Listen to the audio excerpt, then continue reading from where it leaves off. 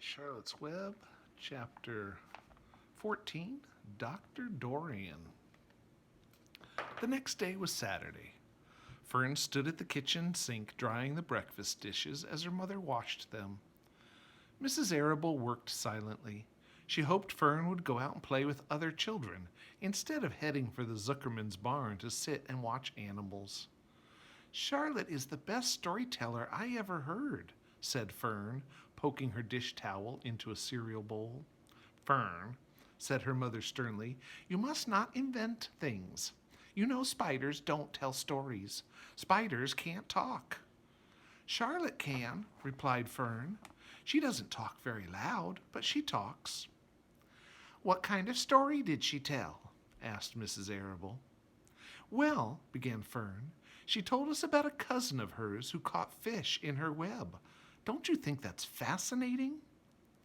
Fern, dear, how would a fish get in a spider's web? Said Mrs. Arable. You know it couldn't happen. You're making this up.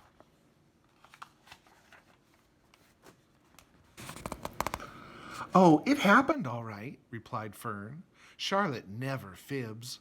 This cousin of hers built a web across a stream. One day she was hanging around on the web and a tiny fish leaped into the air and got tangled in the web. The fish was caught by one fin, Mother. Its tail was wildly thrashing and shining in the sun. Can't you just see the web sagging dangerously under the weight of the fish?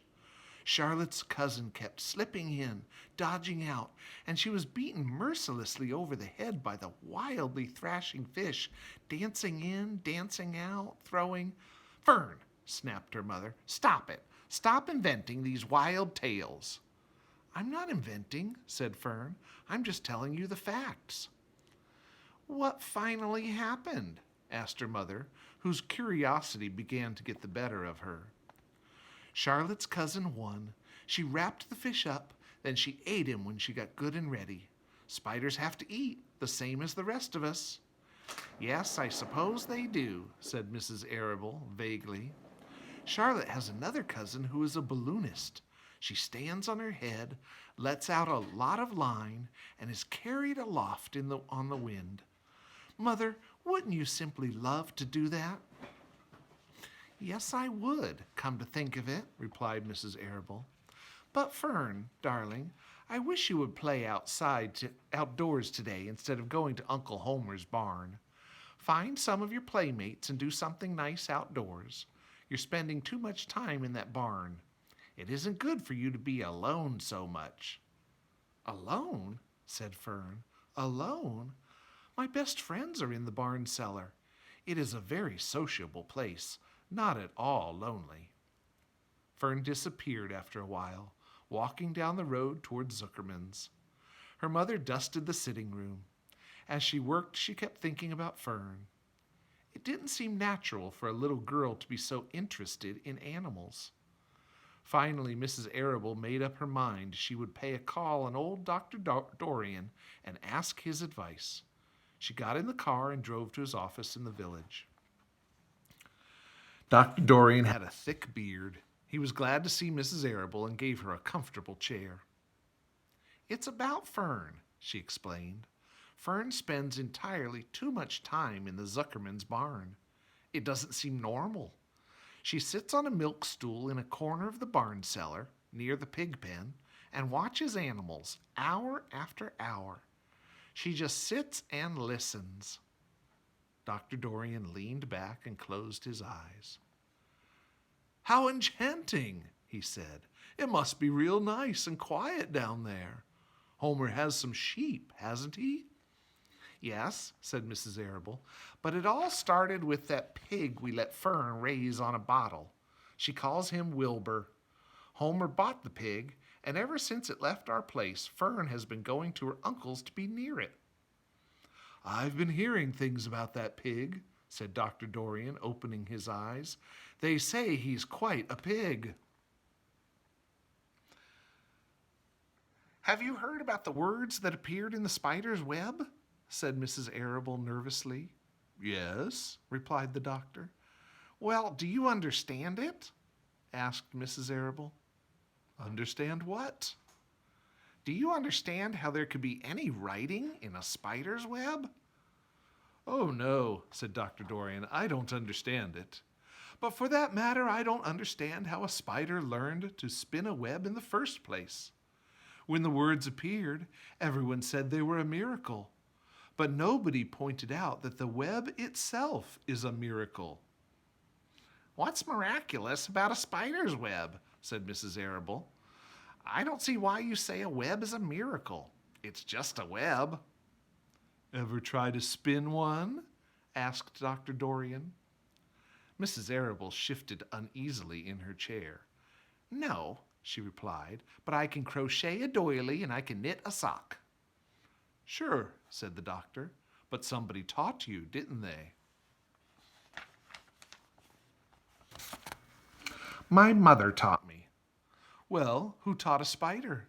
A young spider knows how to spin a web without any instructions from anybody. Don't you regard that as a miracle? I suppose so, said Mrs. Arable.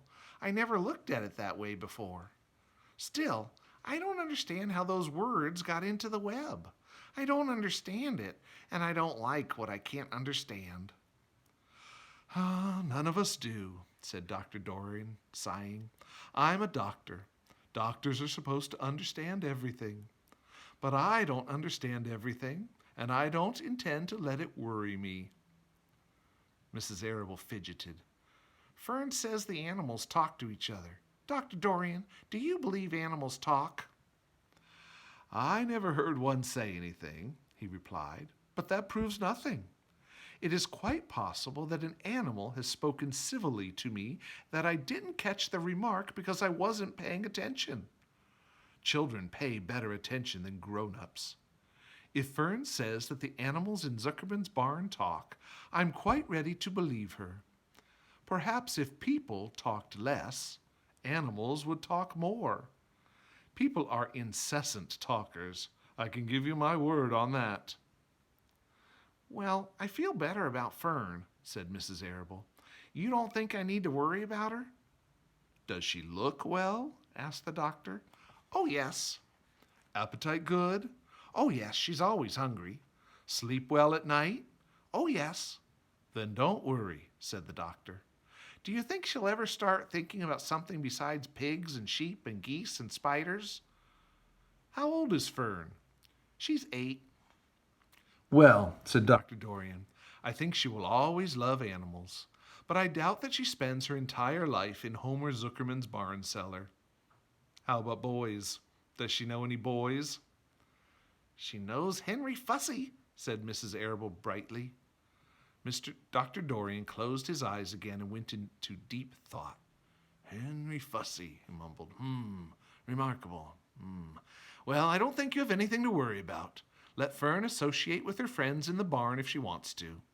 I would say, offhand, that spiders and pigs are fully as interesting as Henry Fussy. Yet I predict that the day will come when even Henry will drop some chance remark that catches Fern's attention. It's amazing how children change from year to year. How's Avery? He asked, opening his eyes wide. Oh, Avery, chuckled Mrs. Arable. Avery is always fine. Of course, he gets into poison ivy and he gets stung by wasps and bees and brings frogs and snakes home and breaks everything he lays his hands on. He's fine. Good, said the doctor. Mrs. Arable said goodbye and thanked Dr. Dorian very much for his advice. She felt greatly relieved.